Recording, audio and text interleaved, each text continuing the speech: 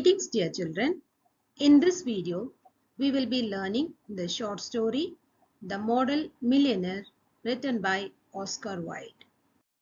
Let's look at a few points about the writer, Oscar Wilde. Oscar Wilde was an Irish poet and one of the most popular playwrights in London in the early 1890s. He is best remembered for his witticism and clever use of language. The story, The Model Millionaire, was written in an era where the gap between the privileged and deprived was vast. The author's final play on the words model millionaire and millionaire model brings out the power of syntax and emphasizes the sheer goodness of the central character. It conveys the message that the act of generosity and the normalization of charity without any expectation of a reward in return is what makes the giver truly noble. Let's look at the plot of the story. Here we see the protagonist, Huey Erskine, the best looking man in London, charming but poor young man. So here Laura Merton. Huey wanted to marry Laura, the daughter of a retired colonel. But there is a condition kept by her father. Only if Huey had 10,000 pounds of his own, then he will agree to the marriage. Here we meet Huey's friend, Ellen Trevor, a painter as well as an artist. Trevor was giving final touches to the painting of a beggar. Here we see the painting. When Huey entered the studio, he has seen this beggar man. He felt sorry at the condition of the model of painting, an old miserable beggar. So what did Huey do? He gave this beggar man a sovereign, assuming he is a beggar. In reality, who is he? The richest man in Europe, Baron Horsburgh here. So later that day, when Huey met Ellen, he was shocked to know that the beggar was Baron Horsburgh. Next morning, Huey received a gift of 10,000 pounds as wedding gift from Baron Horsburgh.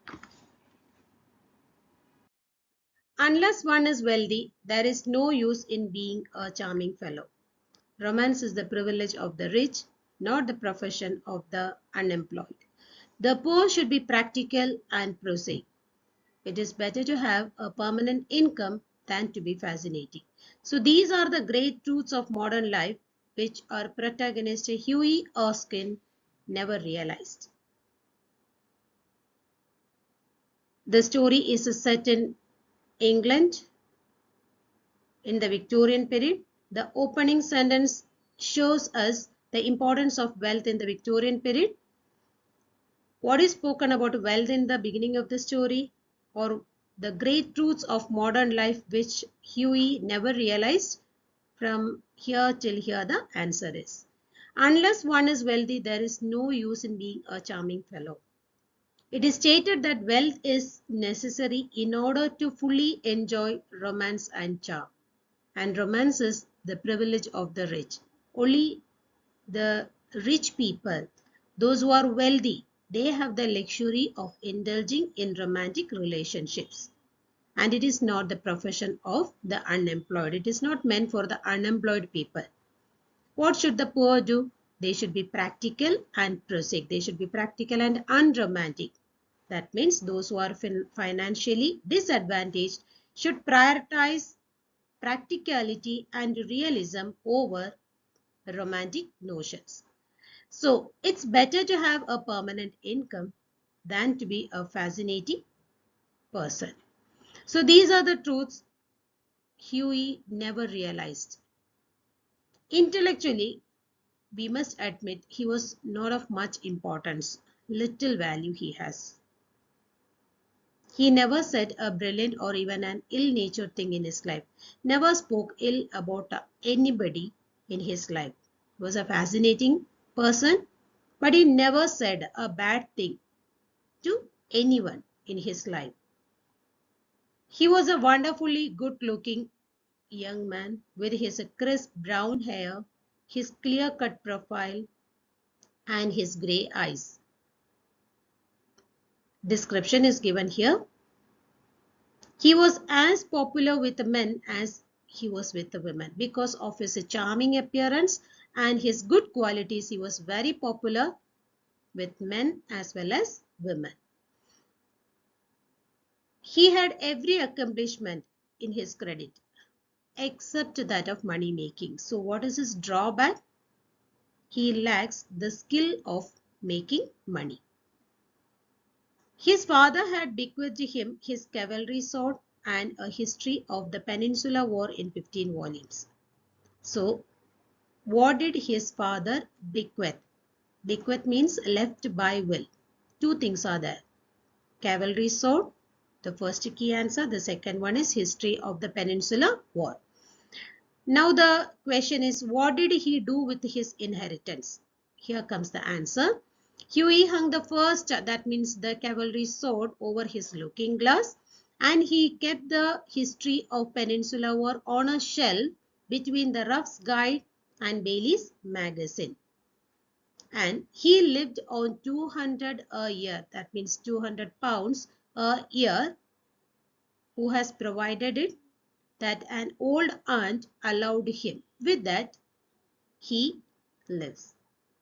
He had tried everything in order to earn money. He tried every business, every occupation. What did he do to earn money? Here comes the answer. He had gone on the stock exchange for 6 months. What is his experience in the stock exchange? Huey was compared to a butterfly. What was a butterfly to do among the bulls and bears? On the stock exchange, Huey is compared to a fragile, helpless, but charming, beautiful insect surrounded by much more powerful bulls and bears who represent investors. These are the terms in the stock exchange which indicates the rise and fall of the prices. This shows that Huey was not skilled at stock exchange. Then what did he try? He had been a tea merchant for a little longer. But what happened in that business? Soon tired of Pico and the Sushaw varieties of black tea, that was a failure. Then the next business, he tried selling of dry sherry. That also did not answer. It was not success. The sherry was a little too dry. There also he couldn't succeed in his business.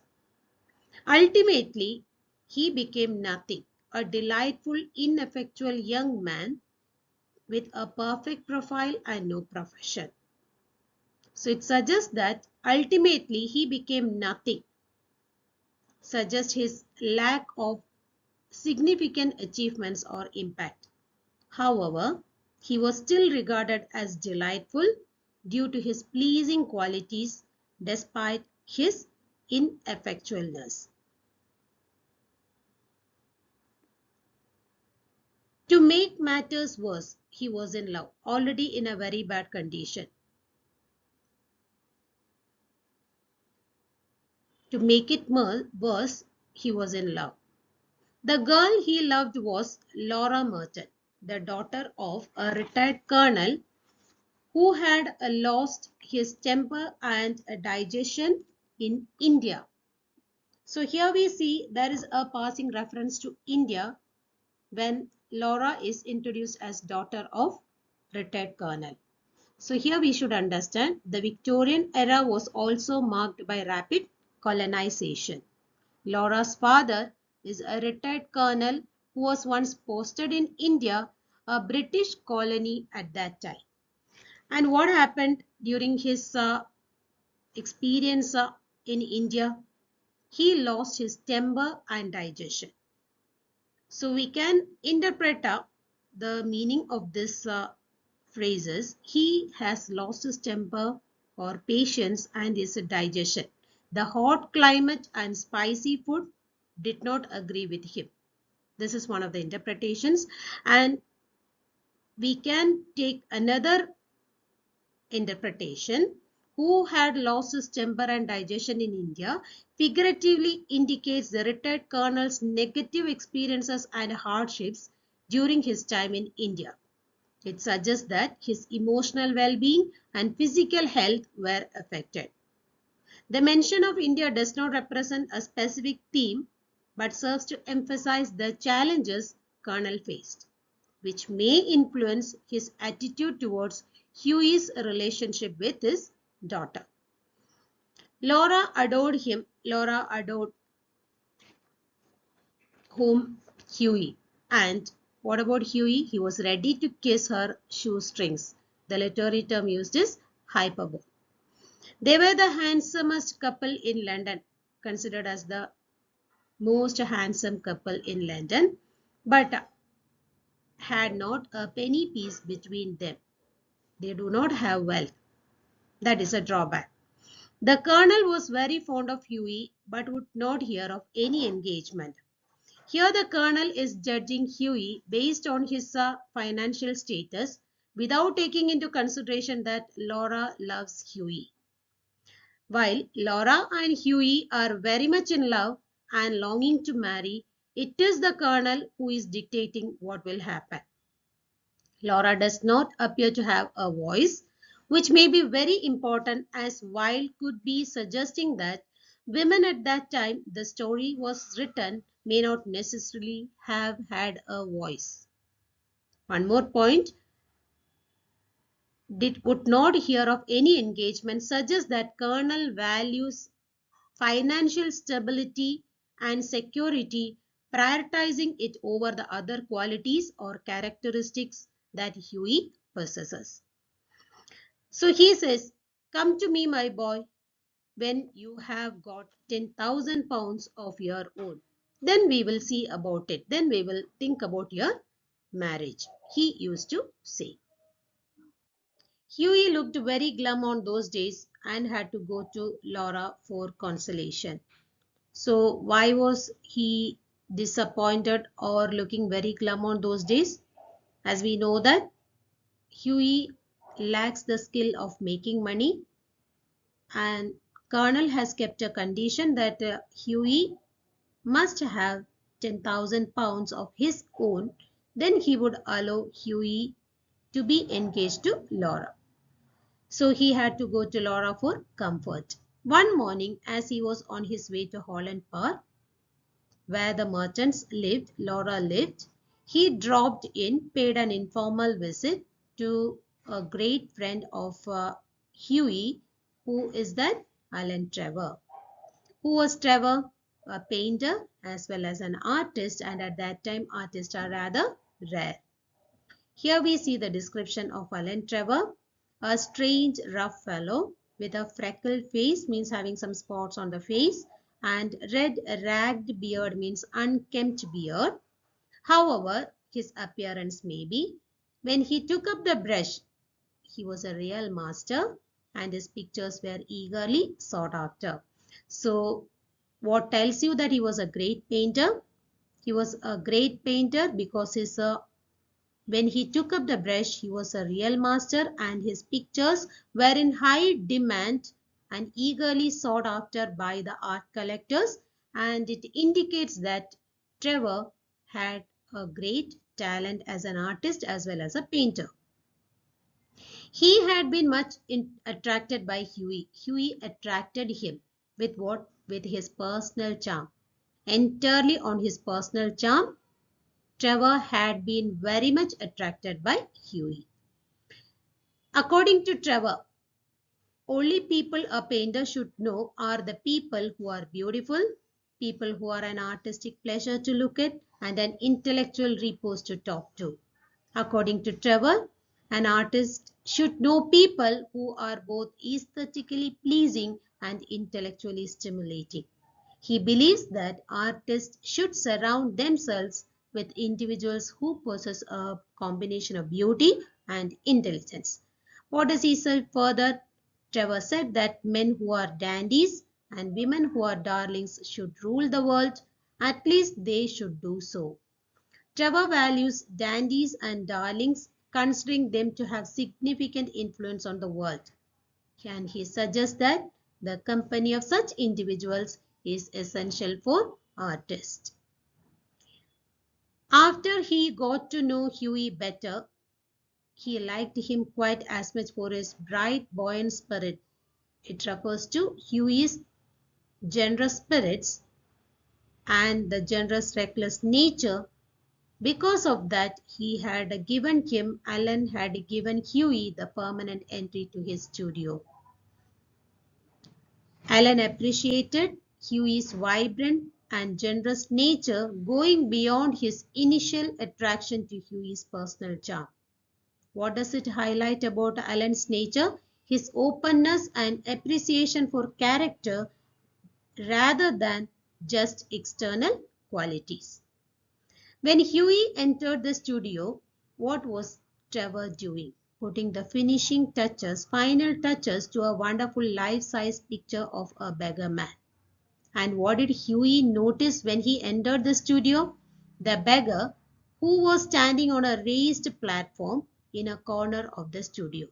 And here we see the description of the beggar man. He was a wizened old man with a face like a wrinkled parchment and most piteous expression. Every inch he is a perfect beggar man. A wizened old man, shriveled old person, face simile here. The poetic device used is face like a wrinkled parchment, a paper which is crushed, the wrinkles appear, same like that. And the most piteous expression, miserable condition of a beggar. And over his shoulders flung a coarse, rough brown cloth dress, all tears and tatters, full of holes, and his thick boots were patched and cobbled. With one hand he leant on a rough stick, while the other he held out his battered hat for arms. A description of beggarman as it is you can write. When he entered the studio looking at the model, the beggarman, he made a remark. What an amazing model, whispered Huey. As he was greeting his friend, he made the remark. How does Alan reciprocate to this remark? Yes, an amazing model. I should also think so. He was very humorous. He knows who is that model. In reality, who is the model? Only Alan knows. So he made the remark. I should think so. Yes, an amazing model he is. And such beggars as he are not to be met with every day. You don't meet in day-to-day life. A living Velasquez. My stars, what an etching Rembrandt he would have made of him. So Velasquez, a Spanish painter remarkable for the realism of his portrait, and Rembrandt, Dutch painter. And why are they referred to here? These painters would have made masterpieces out of this beggar man, this model. Poor old chap, said Huey. How miserable he looks. But I suppose to you painters, his face is a fortune. This is the remark made by Huey. He said that the beggar man looks very miserable. And to you painters, his face is your fortune, brings wealth for you. Then Trevor replied, certainly. He looks very miserable. You don't want a beggar to look happy. Do you want a beggar to look happy in the portrait? Then who will buy such kind of portrait? Beggar should look miserable in the portrait. How much does a model get for a sitting? He asked further, as he found himself a seat on the divan in the studio. A shilling an hour. And how much do you get for your picture, Alan? He's trying to find out the difference they earn, the model as well as the artist. For this, I get 2,000. For this portrait, he did not say that I get 2,000. He said that for this particular portrait, I get 2,000. 2,000 pounds. No, guineas. And he says that painters, poets and physicians always get in guineas only. Here I have given the meaning, guineas and shilling. Well, I think models should have a percentage, cried Huey, laughing. They work quite as hard as you do. So here Huey feels that the model should have a percentage in the sale price of a painting. Why? Because according to Huey, the model has to work very hard, posing and holding difficult positions. So he should receive a percentage of what the painting sells for, just as the artist does. So Alan corrects him. Nonsense. You speak nonsense. There is no sense in what you say. Look at the trouble of laying off the paint alone, standing all day long at one's easel. Alan believes that painting takes much more effort than modeling because the artist has to carefully apply the paint to the canvas, stay standing at the easel all day long to create the artwork. Huey, it's easy for you to talk, but I assure you that there are moments when art almost attains to the dignity of manual labor.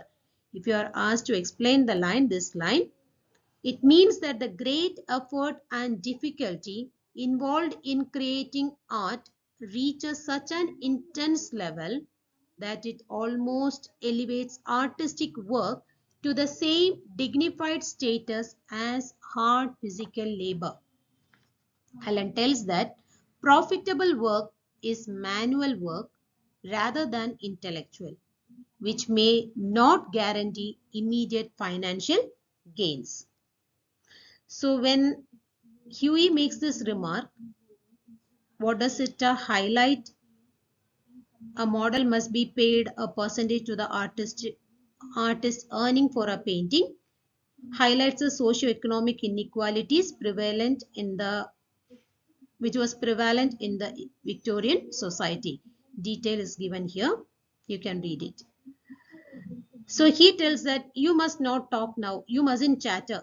I'm very busy. You smoke a cigarette and you just be quiet there. After some time, the servant came in. The question comes, who enters the studio? What does he tell Ellen? A servant came in and told Trevor that the frame maker wanted to speak to him. The frame maker, the person constructing the frame for the paintings of Ellen, wanted to speak to him. As he was going out to meet the frame maker, he said, Huey, do not run away. I will be back in a moment. Be there. I will come back in a moment. So when Alan went out, the old beggarman took advantage of the Trevor's absence to rest for a moment on a wooden bench that was behind him. What advantage did the beggarman take? He sat for some time. He was standing for so long, posing for the portrait. He sat there. When Alan went out, he sat on a wooden bench that was behind him. Just took rest for a moment. And what did Huey notice on this beggarman? He looked so forlorn. He found that the beggarman looked so forlorn and wretched that Huey could not help pitying him. He felt. And it's not just sympathizing. He felt in his pockets to see what money he had. This is an act of empathy, not just a sympathy. It is an act of empathy. He searched what was left over, what was the amount which was there with him. And what did he find? A sovereign and some copper coins. And he thought, this poor old fellow, he wants this money more than what Huey does. It means if I give this amount to this beggar man, no hansom for a fortnight, no transport, he has to go by walk. Then he decided that he will give the coins, because the reason is He understood that the beggar man needs the coin, the money, more than Huey does. As he walked across the studio and slipped the sovereign into the beggar's hand. What was there with him? A sovereign and some copper coins. He has given it to the beggar's hand. How does the beggar react on this act of generosity? There was a faint smile across his withered lips and he said, "Thank you." He thanked Huey for this small act of generosity. Huey's act of charity had a significant impact on the beggar man. We'll get to know this later at the end of the story. So at present, when he has given the sovereign and the coins, it brought a faint smile to the old man's withered lips and provided him with a momentary relief from his forlorn and wretched state. Huey's gesture of kindness offered a glimmer of hope and compassion in the beggar's life, reminding us of the transformative power of even the smallest act of generosity. Then Trevor arrived. Huey took his leave, blushing a little at what he had done. Blushing a little at what he had done, here we see Huey had impulsively given the sovereign the coin to the beggar, even though he could barely afford it. This act of charity made him blush slightly with embarrassment. Later, he spent the day with Laura and got a charming scolding for his extravagance and had to walk home. She gave a gentle, affectionate, charming scolding because she realized that he had given the last of his money to the beggar when he should have been more responsible with his limited funds, as we know that that fund has been provided to him by his old aunt. But he was not responsible and he has given that sovereign to the beggar. That's why Laura gave a charming scolding for that extravagance. And Huey had to walk home. Why he had to walk home? With no money left after giving the sovereign to the beggar. Huey could not afford transportation and he had to walk all the way home from Laura's house. That night he strolled into the Pallet Club about 11 o'clock and he found Trevor sitting by himself in the smoking room having drinks, hock and seltzer. Well, Alan, did you get the picture finished all right? Here we get to know that what information Huey wanted to have from Alan, whether Alan was able to finish the painting of the beggar model that he was working on in the studio. Alan answered, "Finished and framed, my boy. And by the by, you have made a conquest."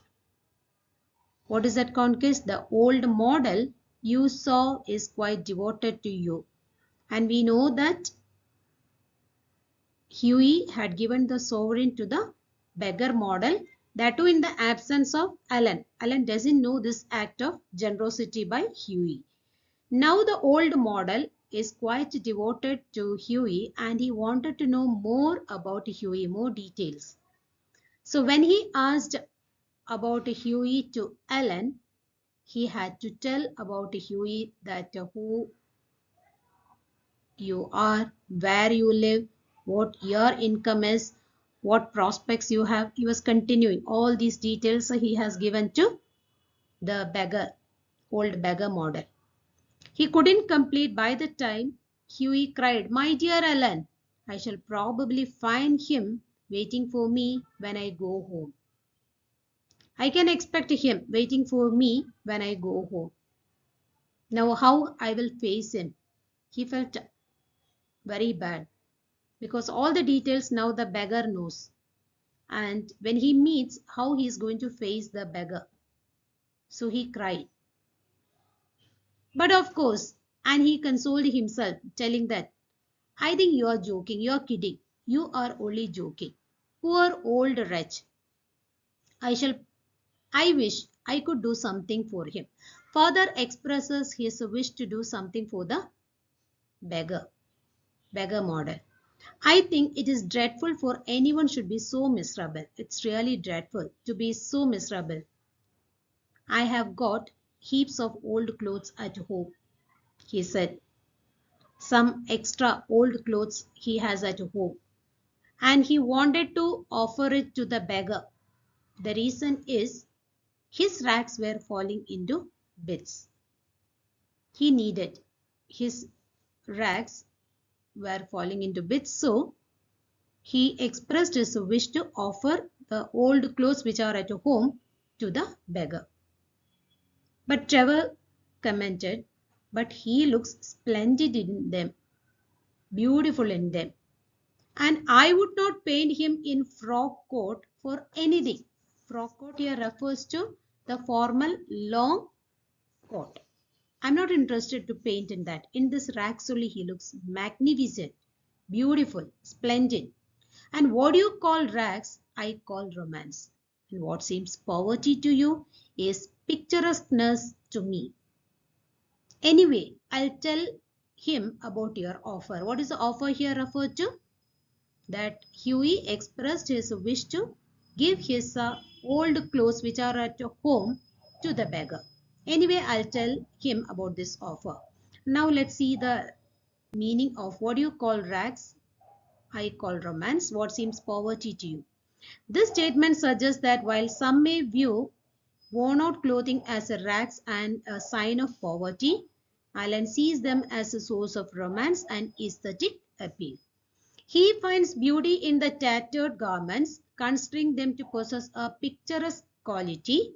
It emphasizes the subjective nature of perception and highlights Trevor's unique perspective on poverty and its visual representation.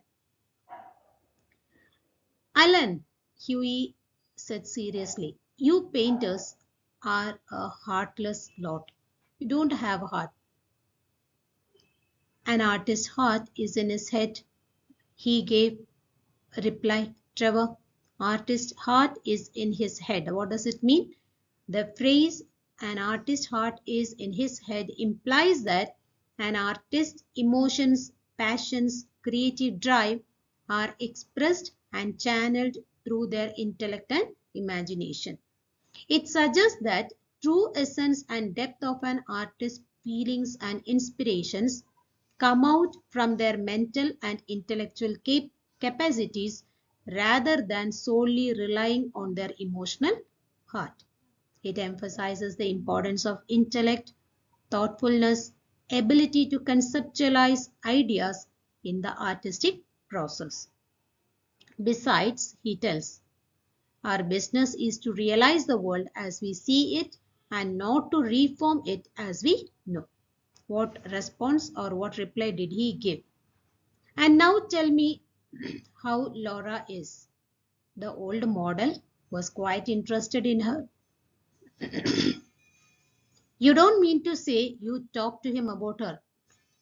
Have you spoken about Laura also? To the beggarman? Huey asked. Certainly I did. He knows all about the relentless colonel, lovely Laura, and the 10,000 pounds. You told that old beggar all my private affairs. He looked very angry, red and angry. My dear boy, said Trevor, smiling, that the old beggar, as you call him, is one of the richest men in Europe. Alan reveals that contrary to the appearance, the old beggar man is actually one of the richest men in Europe, an extremely wealthy millionaire, not a poor homeless beggar. Now, Alan tells about the old beggar's financial position. This is the answer from here till here. He could buy all London tomorrow.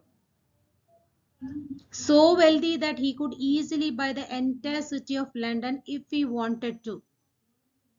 without overdrawing his account, withdrawing money from his account, he can buy London if he wanted to the following day. He has a house in every capital in London, dines of gold plate, and he can also prevent Russia going to war when he chooses. What on earth do you mean? Exclaimed Huey. He couldn't believe his ears. The information he got from Alan was a shocking information and he couldn't believe. What I say, the old man you saw today in the studio was Baron Horsburgh. He is revealing the identity. So here, my dear boy, it is situational irony. It is mentioned here. He is a great friend of mine. Baron Horsburgh is a friend of Alan Trevor. All my pictures, he buys all my pictures and that sort of thing. And he gives me commission a month ago to paint him as a beggar.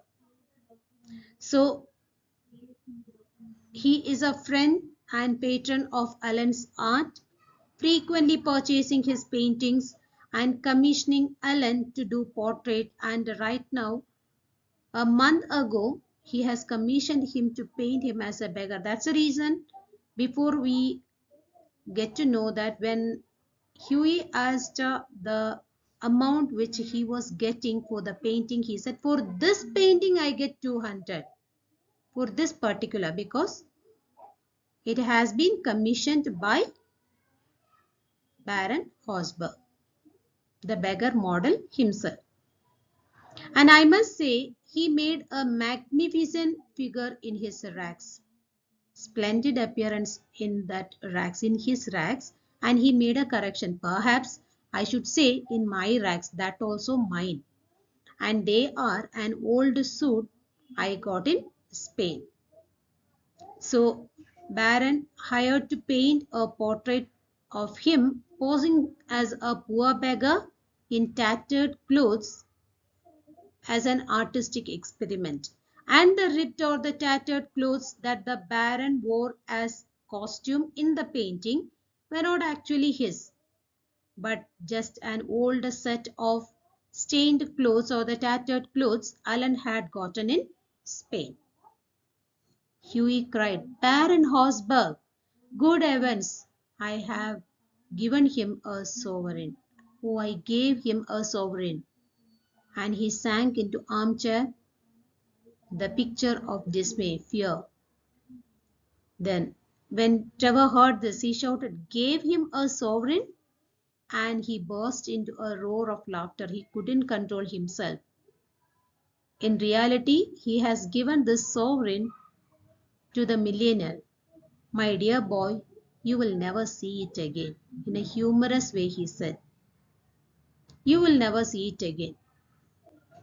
I think you might have told me, Alan, said Huey sulkily, and not have let me make such a fool of myself. You made me a fool of myself. You should have told me the reality, the real identity of the beggar. You should have told me. He accused Alan for not revealing the identity of the beggar man, the model.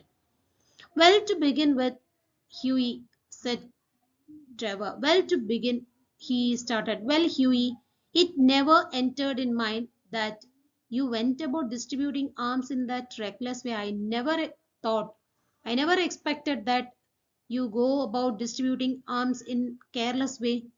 I can understand kissing a pretty model. If you like, you go give a kiss. But giving a sovereign, that to an ugly one, oh God, I have never expected. By Jove, it's an expression that remarks or expresses surprise. And he couldn't believe that he has gone and given sovereign to the beggar. Besides the fact that one more reason why I did not, this act of generosity from Huey's side did not expect, Alan did not expect it. In addition to that, why he did not reveal the identity of this millionaire, Baron Horsburgh, that I really was not at home today to anyone, and when you came in, I was not at home. The first reason, the fact is that I was not at home. The second thing, when you entered, I did not know. Alan doesn't know that whether Horsburgh would like his name mentioned, whether Baron likes his name to be mentioned to a stranger, to a person who entered the studio. These are the two reasons he gave for not revealing the identity of Baron Horsburgh. And why he said whether Baron likes his name to be mentioned or not. You know, he wasn't in full dress. He was not in formal dress because he was posing as a beggar man. So I'm not sure that whether Baron would like his name mentioned. These are the reasons he has given as a justification or explanation for not revealing the identity. What a duffer he must think me. Stupid, he might have thought about me. What a duffer. Not at all. No, he never thinks like that. Instead, he was in highest spirits after you left. After you have gone, he was in highest spirits. He was very happy. He, rubbing his old wrinkled hand, he was very happy and he was smiling. This was the reaction by Baron Horsburgh. I couldn't make out why he was so interested to know all about you. But Alan was not having any idea why Baron was so much interested in Huey. Because Huey had given the sovereign in the absence of Alan Trevor. So I did not get a bit idea that why Baron Horsburgh was interested in Huey. But now I understood. Now I can connect it. The reason is just now Huey told that he had given a sovereign. So, but now I understood why Baron Horsburgh was interested about your matter. Okay, then he continued in a humorous way. He will invest your sovereign for you, Huey. Sure, you will. That will be invested. Okay. And pay you the interest every 6 months. You will get the interest and have a capital story to tell after dinner. Capital story, pun on the word. A story involving a capital of a sovereign, and another meaning is an excellent story. I am an unlucky devil, growled Huey. The best thing I can do is go to bed. And my dear Alan, you must not tell anyone. I should not dare to show my face in the row. So he considers himself as an unlucky devil when he got to know the real identity of the beggar model. And he tells the best thing he can do is go to bed and requested Alan not to tell about this matter to anyone. If it happens, he dare not show his face in the row where all the friends meet, the shopping center. Nonsense. It reflects the highest credit on your philanthropic spirit. No, you speak nonsense. The act, the generous act you have done reflects the highest credit on your philanthropic spirit, generous spirit. It shows your generous spirit, your kind heart. And you don't run away. Have another cigarette and you can talk about Laura as much as you like, and I'm here to listen to you. However, Huey wouldn't stop but walked home feeling very unhappy and leaving Alan in fits of laughter. He was continuously laughing. The next morning, as he was at breakfast, the servant brought him up a card on which was written, Monsieur Gustave Naudin, on behalf of Baron Horsburgh. On behalf of Baron Horsburgh, a representative has come to meet Huey. Looking at that card, Huey said to himself, I suppose he has come for an apology from my side. He told the servant to show the visitor up, allowed the visitor to come inside. An old gentleman with gold spectacles and grey hair come into the room and spoken in slight French accent. Have I the honor of addressing Monsieur Erskine? Huey Erskine? Huey bowed. I have come from Baron Hosberg. The Baron he couldn't complete by the time Huey interfered. I beg, sir, that you will offer him my sincerest apologies, stammered Huey. The gentleman continued. The Baron has commissioned me to bring you this letter. He gave a smile and handed over a letter to Huey, extended a sealed envelope. On the outside of the envelope, it was written, a wedding present to Huey Erskine and Laura Merton from an old beggar. And inside, when he opened, to his surprise, a check for worth £10,000. When they were married, Alan was the best man and Baron made a speech at the wedding breakfast. Millionaire models, remarked Alan, are rare enough, but by Jove, model millionaires are rarer still. So here meaning is given. Millionaire models are rare enough, but model millionaires are rarer still. The phrase refers or suggests that it is uncommon to find wealthy individuals who work as models, but it is even rarer to find models who have become millionaires themselves. The word model is used to mean two different things. Despite being a millionaire, Baron Hosberg wished to be portrayed as a beggar and offered to be the model himself. Later, he proves himself as a model millionaire, a model for other millionaires by helping Huey. So at the end of the story, we get to know that Huey's charitable act towards a beggar, who turned out to be a wealthy baron in disguise, brought him unexpected rewards. The baron, touched by Huey's generosity, gifted him £10,000 as wedding present. This act of kindness transformed Huey's financial situation and improved his prospects significantly.